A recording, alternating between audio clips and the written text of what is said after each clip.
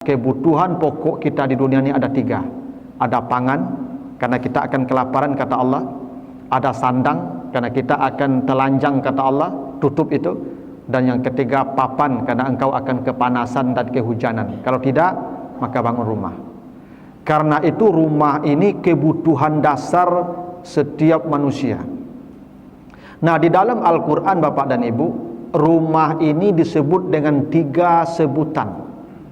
Jadi ada 3 sebutan rumah dalam Al-Quran. Pertama, Allah menamakan rumah ini dengan kata bait. Bait. Bait ini artinya tempat bermalam. Dari kata bata. Bata itu artinya malam. Itu makanya ada Bapak Ibu kalau pergi haji namanya ada mabit. Mabit di Mina ya.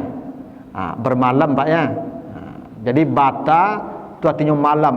Rumah disebut bait karena rumah tempat bermalam. Kalau malam kita kumpul di rumah Pak, tidur di rumah, itu namanya bait. Nah, kata bait ini tidak hanya berlaku untuk manusia tapi semua makhluk. Bapak Ibu kalau baca surah An-Nahl ayat 68, wa auha rabbuka ilan nahli anittakhizi minal jibali buyutan wa minasyajari wa mimma ya'rishun. Dan Tuhan telah mewahyukan kepada lebah agar membangun rumah-rumah di gunung-gunung, di pohon-pohon, dan di tempat-tempat yang tinggi. Jadi lebah punya rumah. Nama rumah lebah itu bait. Jadi bukan hanya kita Pak, lebah punya rumah, dan rumah lebah itu disebut bait, tempat bermalam. Menariknya Bapak Ibu, ketika Allah menggunakan kata bait, maka lebih banyak konotasinya tidak baik. Bapak Ibu kalau baca surah Al-Ankabut ayat 41, wa inna auhanal buyut la baitul ankabut. Kata Allah, seburuk-buruk rumah adalah rumah laba-laba. Jadi rumah yang paling buruk kata Allah rumah laba-laba. Bait di situ Pak. La baitul ankabut. Kenapa rumah laba-laba disebut rumah yang paling buruk Pak? 1, laba-laba itu membuat rumah Pak, orang untuk berlindung. Kalau panas orang teduh, kalau hujan orang tidak kena hujan. Laba-laba bikin rumah, kalau panas dia panas juga Pak. Kalau hujan dia hujan juga, kena hujan juga tuh Pak. Tuh rumah laba-laba itu yang paling buruk tuh Pak. Tidak bisa melindungi dia dari panas dan hujan. 2, rumah laba-laba itu Pak Ibu dibikin untuk jadi perangkap. Orang bikin rumah untuk selamat, baik dirinya pun orang lain. Laba-laba bikin rumah jadi perangkap orang rumah itu. Rumah laba-laba dibangun untuk mencelakakan orang. Itu rumah yang paling buruk itu Pak. Rumah yang menjadi sarang kejahatan. Itu rumah laba-laba itu rumah sarang kejahatan itu Pak. Kan ada orang bikin rumah Pak untuk ya memproduksi narkoba, untuk bikin kejahatan itu tempat pelacuran terselubung. Itu rumah laba-laba Pak. Rumah yang paling buruk, rumah yang dijadikan sarana kejahatan. Dan yang paling hebat, kenapa rumah laba-laba yang paling buruk? Bukan rumahnya, penghuninya.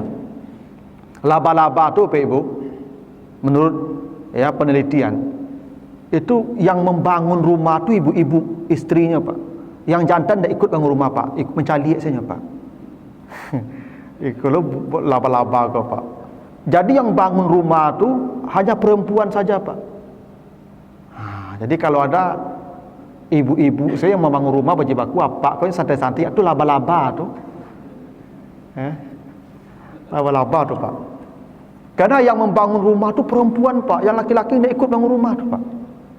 Setelah rumah selesai, yang jantan dia kawin Pak dengan yang betina tadi. Setelah rumah selesai, dan setelah kawin, yang betina langsung membunuh yang jantan. Itu aturannya Pak. Untung awak tak jadi laba-laba Pak. Jadi laba-laba bedo Pak. Jadi laba-laba jantan tu begitu kawin langsung dibunuh oleh yang betina Pak. Yang betina tu yang badannya besar tu Pak. Apa maknanya tu Pak? Kenapa rumah laba-laba yang paling buruk? Suami isteri ndak akur, ndak satu visi, ndak satu misi. Kan ada rumah tangga kok Pak, bercakap si suami isteri Pak, ndak pernah akur, tiap hari heboh, sampai tetangga pun malu deknya Pak. Ndak unyo malu, le tetangga malu deknya le. Tu rumah laba-laba tu Pak. Kau ada model tu rumah tangga Pak, batangka sewa taruh suami isteri. Coba laba-laba tadi tu seburuk-buruk rumah tu Pak. Dan yang paling buruk lagi, laba-laba tu anaknya banyak Bapak Ibu. Anaknya ditaruh di sebuah tempat yang kecil. Anaknya ratusan, bahkan ribuan. Anak laba-laba tu dalam penelitian Bapak Ibu, hanya 1/3 yang hidup, 2/3 mati saling injak. Itu kenapa rumah tangga laba-laba disebut rumah tangga yang paling buruk. Rumah ketek, anak banyak, berpijak-pijak, bertangka-tangka, anak tiap hari. Jadi kalau bait semua punya, manusia punya, makhluk punya, tapi bait hanya sebagai tempat tidur di malam hari, dan cenderung kalau bait itu ya konotasinya tidak baik. Tuh dalam Al-Quran begitu ya. Yang kedua, rumah itu disebut dengan kata manzil, dari kata nazala. Nazala ini artinya turun, makanya nuzul, turun. Kenapa rumah disebut manzil? Karena rumah itu tempat turun. Bapak Ibu turun dari mana? Dari pohon. Nah, dari rumah Pak. Jadi kita di mana turun, itu rumah namanya itu. Dalam Al-Quran kalau kata manzil disebutkan ada dua. Bisa rumah yang menyenangkan, bisa rumah yang mengerikan. Misal Bapak Ibu kalau baca nanti di surat Al-Kahfi ayat 102, inna a'tadna jahannama lil kafirina nuzula. Kami menjanjikan untuk orang-orang kafir di dalam jahanam itu ada rumah. Jadi dalam jahanam itu ada rumah Pak. Tapi kalau dalam jahanam rumah kira-kira baras tu Pak. Berarti rumahnya tidak menyenangkan tu Pak. Rumahnya disebut nuzula. Bapak Ibu kalau baca Al-Kahfi 107, innal ladzina amanu wa amilus solihat kanat lahum jannatul firdaus nuzula. Nuzula juga Pak. Orang-orang yang beriman dan beramal saleh, di dalam surga Firdaus itu Allah buatkan mereka rumah nuzula. Maka rumah dalam surga itu pasti indah dan menyenangkan Pak. Karena itu kalau kata nazala atau manzil, rumahnya bisa baik, bisa tidak baik, bisa menyenangkan, bisa menyesakkan. Itu dalam Al-Quran. Dan yang ketiga, kata rumah disebut maskan. Maskan ini dari kata sakana. Sakana ini artinya tenang. Ada sakinah. Ya, nurul sakinah nama masjid kita Pak ya. Ya, cahaya ketenangan. Maka asal masuk ke masjid kau pasti tenang Pak Ibu kau. Maka banyak takaluk tu. Ya. Jadi sakinah itu tenang. Rumah Allah namakan maskan karena di situ kita menemukan ketenangan, sakinah. Bapak Ibu kalau baca nanti surat An-Naml ayat 18, diceritakan ketika Nabi Sulaiman lewat di sebuah lembah, di situ banyak semut. Lembah semut namanya Wadi Namlah. Ketika Sulaiman lewat di lembah semut, ratu semut berkata kepada anak-anaknya, kepada semua warganya, udkhulu masakinakum, wahai semua anggotaku, anakku, pengikutku, masuklah ke rumah-rumah kalian. Masakin di situ Pak. Kenapa? Karena semut dalam bahaya di luar rumah. Pasukan Sulaiman menginjak-injak nanti kalau nampak ketik-ketiknya. Maka supaya engkau nyaman, masuklah ke dalam rumah. Jadi kalau maskan, rumah yang di sana kita mencari ketenangan dan kenyamanan. Bila kita banyak masalah di luar rumah, kacau kita di luar rumah, stres kita di luar rumah, begitu masuk ke dalam rumah hilang semua persoalan. Kalau ada rumah Bapak Ibu begitu, itu maskan namanya Pak.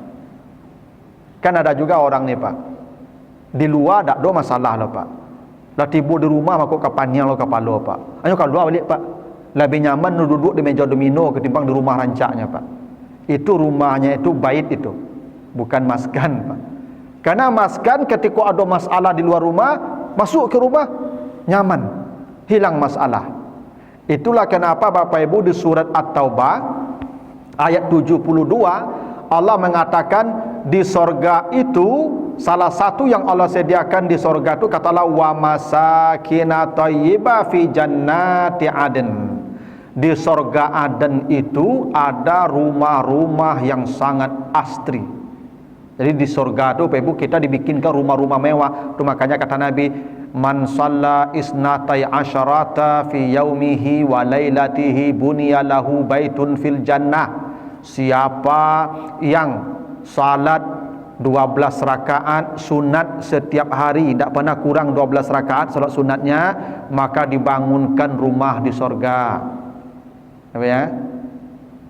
Membana masjidan, siapa yang membangun masjid walau kamafhasi qitatil libaidiha, walaupun sebesar sarang burung, bunyalahu baitan fil jannah, dibangunkan untuknya rumah di sorga. Jadi rumah di sorga itu dalam Al-Quran dinamakan masakin thayyibah, rumah-rumah yang baik, karena rumah di sorga itu sangat indah dan menyenangkan.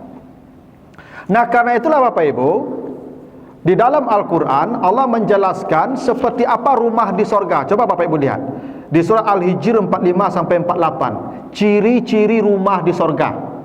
Bapak Ibu kalau ingin bikin rumah di dunia ini seperti di sorga bisa, ikuti aja ayat ini. Kalau rumah Bapak Ibu tidak seperti ayat ini, berarti rumah Bapak Ibu bukan masakin. Allah menamakan rumah di sorga itu masakin, lihat ciri-cirinya. Innal muttaqina fi jannati wa uyun. Orang-orang takwa akan berada di sorga-sorga yang mewah, yang lengkap dengan fasilitasnya seperti mata air yang mengalir. Di sana mereka memiliki rumah-rumah. Apa ciri rumah di sorga? Udkhuluha bisalamin aminin. Masuklah kalian ke rumah-rumah kalian dengan damai dan tenang. Ini Pak. Jadi rumah di sorga itu cirinya salam, aminin. Begitu masuk kita ke sana, kita merasakan kedamaian, merasakan ketenangan. Bila Bapak Ibu punya rumah, ternyata rumah Bapak Ibu tidak menemukan ketenangan ketika masuk ke dalamnya, itu bukan rumah sorga itu Pak. Itu mungkin baik tadi itu Pak. Ketika masuk ke rumah itu tidak ada rasa salam, damai tidak ada. Ya. Yang kedua, wa naza'na ma fi sudurihim min ghillin ikhwanan.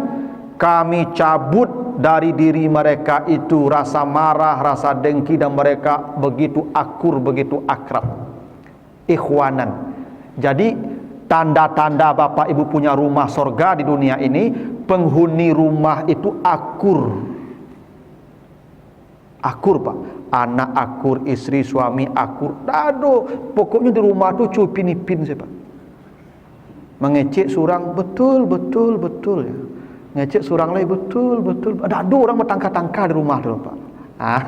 Kalau ada orang pikir tiuk sawanta, saya piring melayang kali pacanya tangga, itu ndak lah Pak. Kata Allah, dicabut dari penghuni sorga itu rasa sakit hati, rasa marah, rasa membangkang, mereka begitu akur dalam rumah sorga itu. Tuh. Ala sururim mutaqabilin, mereka di dipan-dipan duduk saling berhadapan. Ini ciri-ciri rumah sorga nih Pak. Iko yang mulai jarang kini iko Pak kesibukan, tibus makan ambil di magic. Pai surang ambil makan tiba di magic, pai lo surang lain ambil begitu Pak Ibu. Tidak pernah kita duduk saling berhadapan bercengkrama le Pak. Kan malam kau Pak, tidak boleh satu orang pun yang tidak hadir. Semua hadir dulu baru makan. Kalau tidak ada, cari mana dia. Nah ketika situlah kita berbicara, bercerita tentang apa yang terjadi di hari tadi. Jadi makan bersama dalam keluarga itu penting Bapak Ibu. Ya. Makanya kenapa sekarang anak-anak lost Bapak Ibu, akhlaknya tidak selesai, perangainya Masya Allah. Karena jarang kita duduk berhadap-hadapan. Sebab ketika makan berhadap-hadapan itulah kita akan bertanya, kamu punya masalah apa tadi di sekolah? Apa? Di situ kita bertanya, Pak Ibu. Bapak ke isteri bertanya pula apa yang tadi dia hadapi. Karena bapak ibu-ibu ni ingin bercerita, Pak. Nah, saat makan bersama itulah kita bercerita. Kadang bapak pulang langsung bergolek lalu siapa? Ibu banyak ke cerita tadi kau. Mulai ibu bercerita baru panik dah mah besok selesai. Besok tu lah dia ceritanya dah. Jadi rumah sorga di bumi ini ada, Pak Ibu. Kita bikin rumah sorga di bumi ini, tak ada besar rumah mempengaruhi, tak gadang rumah ke lo, Pak Ibu. Bukan ukuran rumah, bukan tipe rumah, bukan mewahnya fasilitas, tidak, penghuninya. Kata Allah, ketika mereka masuk surga, mereka duduk berhadap-hadapan sambil berbincang dengan akrab. Ini ciri rumah di surga, Pak. Kalau kini ke Pak, Masya Allah, di rumah tu Pak, kau dek pengaruh ibu-ibu kau masak nasi di magic ada tari. Dulu kan ibu-ibu kau masak kan teratur, Pak. Pagi masak, tu beko sore lepas tu siang. Jadi nak masak tiap sebantas sekali makan habis. Ya tak, Pak Ibu? Tu maka tak ada yang boleh tercicil. Tak ada yang boleh tertinggal anggota keluarga. Makan sama-sama, habis langsung selesai. Beko masak balik. Maka hidup kita berkah. Memang ketika Nabi mengatakan kalau makan itu yang paling baik kasratul aidi, perbanyak tangan saat makan. Perbanyak tangan tu Pak Ibu bersama-sama makan. Jangan makan surang-surang saya di rumah tu. Tu maka ibu-ibu kalau makan apa duduk dah ke apa tu kau nak makan. Kawan ni nyo makan. Ya ajak nyo mota. Nyo sunah makan kau Pak mota, Pak. Itu sunah makan tu supaya lama makan kau, Pak. Tapi kalau dak ada mau budui saya jadi apa makan tu Pak Ibu tu. Dak ada nikmat makan lah, Pak. Ya, jadi rumah di sorga tu ada di dunia ni, Pak Ibu. Kalau penghuni rumah tu duduk berhadap-hadapan. Kini dah, Pak. Tiba suami yang main HP lah pada. Tiba isteri ko lah main HP lah mendeko, Pak. Tak ada mau tahu-tahu lah, Pak. Anak di kamar sampai jam 1 mendeko lah, Pak. Dan nak itu yang terjadi hari ini, Pak Ibu. Sehingga komunikasi tak ada lagi.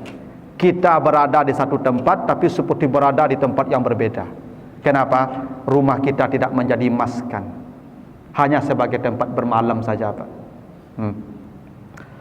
Yang berikutnya la yamusuhum fiha nasabun wa ma hum minha bimukhrajin. Begitu mereka masuk rumah tidak ditimpa kecapean dan rasa lelah. Jadi rumah di sorga tu Pak, masuk kita ke dalam rumah itu tidak ada capek, tidak ada lelah. Jadi ciri-ciri rumah yang ada di sorga, rumah sorga di dunia ini, latih awak di luar kerajo, Pak. Begitu masuk rumah hilang latih awak, Pak. Maka betul sambutan penghuni rumah tu hangat. Bapak capek di luar rumah bakar rajo, tiba di pintunya bukaan pintu di ibu. Assalamualaikum ya. Assalamualaikum. Itu Pak yo senyumnya sabi Pak nyambi entas Pak. Oh, kok ada itu Pak. Itu rumah serugo tu Pak. Kadang wak masuk rumah Pak nasi saya masak lakang Pak. Tak nyosapu tu Pak. Makanya kata Nabi, kalau kau pulang ke rumahmu, tunggu dulu. Ini ada Nabi pulang pergi perang, pulang tunggulah agak sedikit malam biar istrimu berhias dulu, kata Nabi. Jangan tergesa-gesa kamu pulang ke rumah. Biarkan dia mandi dan berhias dulu. Apa makna itu, Ibu? Ibu-ibu kalau pulang suami itu berhias dulu. Supaya begitu buka pintu, apa kau tak ketakana keluar rumah dan mencari ibu. Label make up, lamang kilik. Kau ndak. Di luar rumah di kantu bersih-bersih orang nampak dia. Lah masuk lebon bawang dah tercabik saya nampak dia. Tu ndak betulnya di rumah nampak. Jadi masakin tu begitu Pak. Begitu ciri-cirinya Allah sebut. Kata Allah ketika mereka capek di luar rumah, masuk rumah ndak ada lagi capek itu terasa. Itu baru rumah sorga tu Pak. Ndak ada fisik rumah disebutkan tadi Pak. Ndak ada. Dan yang terakhir wa mahum minha bimukhrajin, mereka tidak ingin lagi keluar dari rumah itu. Dia kalau apa-apa Pak Ibu ndak betah di rumah loh Pak. Ya, lebih banyak waktunya duduk di luar rumah daripada dalam rumah, itu tanda rumahnya tidak maskan. Kata Allah, wa ma hum bimukhrajin. Ciri rumah di sorga, begitu mereka masuk ke rumah itu, tidak ada lagi ingin keluar dari rumah itu. Begitu nyaman di dalamnya. Bukan fasilitas ya Pak. Kalau fasilitas banyak orang rumah mewah fasilitas Pak, tapi tidak nyaman di rumah dulu Pak. Malih pulang, takut pulang malah. Pertanyaannya Pak Ibu, bagaimana bisa kita menjadikan rumah kita maskan? Ini yang paling penting Bapak Ibu. Kalau ingin menjadikan rumah kita maskan, tempat yang seperti diceritakan di Al-Hijr tadi, bagaimana ciri caranya? Satu, ini berdasarkan hadis dari Ibnu Umar, hadis riwayat Bukhari Muslim. Kata Nabi, ij'alu min salatikum fi buyutikum wa la taj'aluha qubura. Kata Allah, jadikan sebagian salat sunatmu di rumah. Jangan kau jadikan rumahmu seperti kuburan.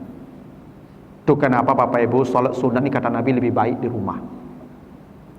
Semakin banyak Bapak Ibu salat sunat di rumah itu, maka semakin cerah dan terang rumah itu.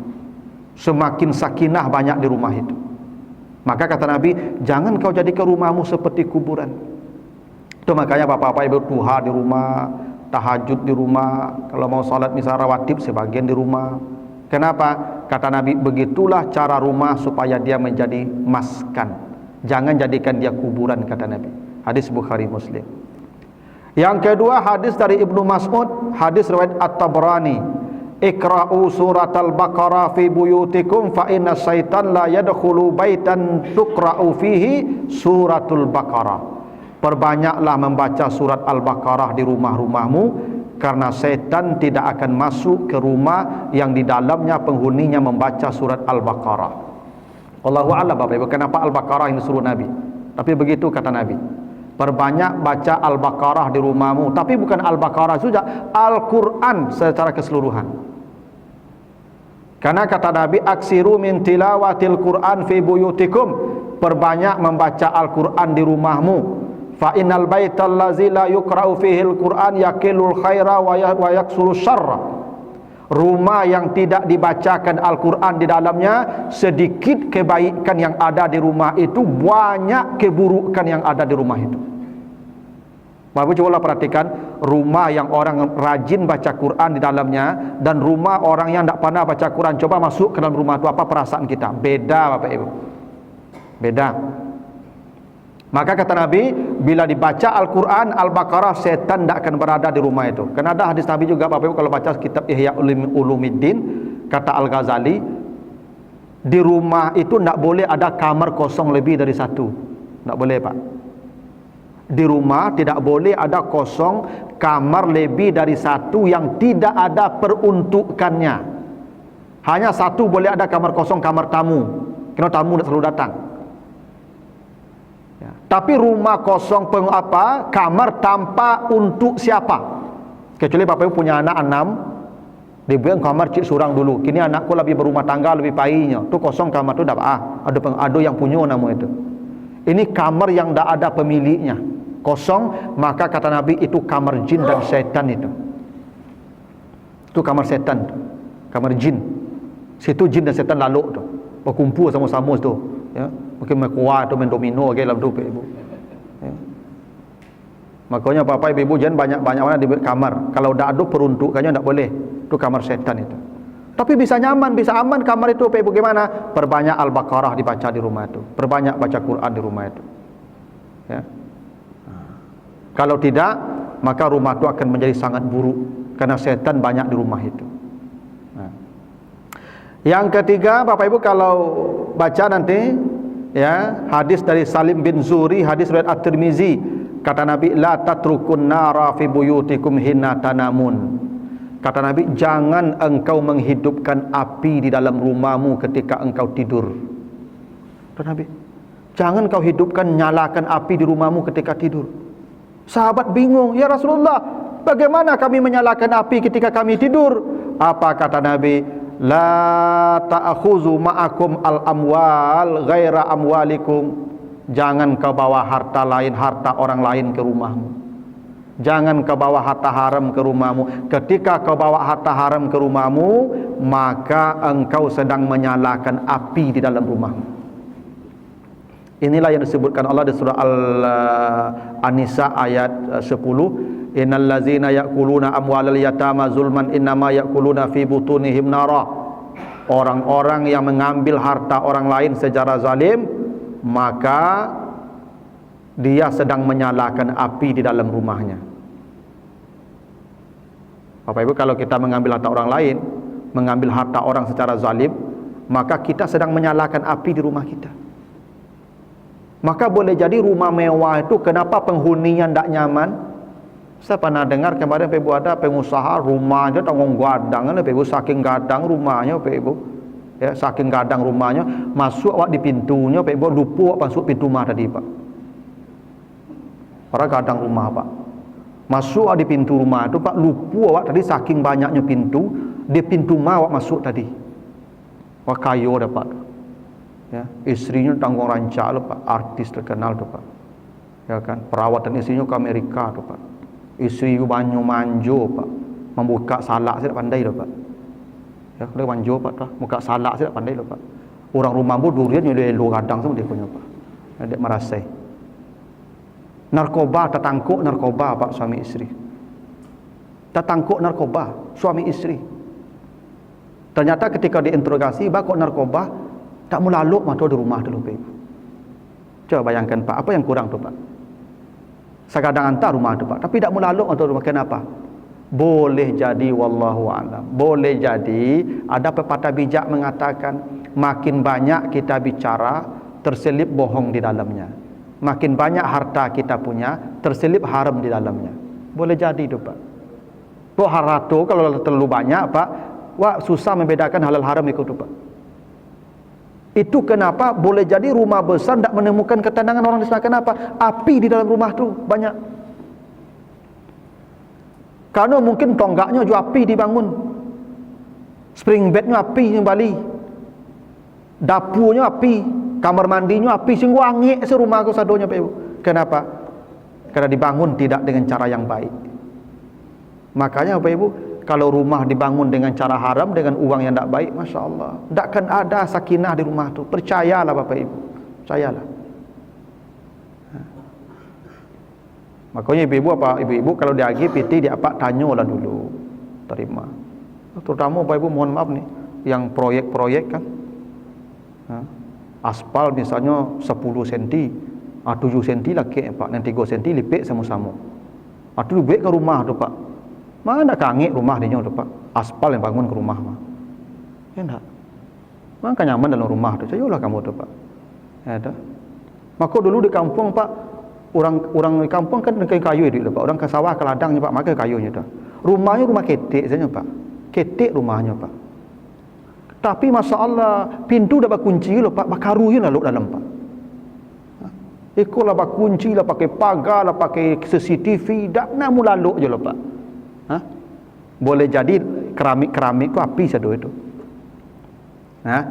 Maka kata Allah, kata Nabi begitu, ya, jangan kau nyalakan api di rumahmu ketika tidur. Apa maksudnya itu?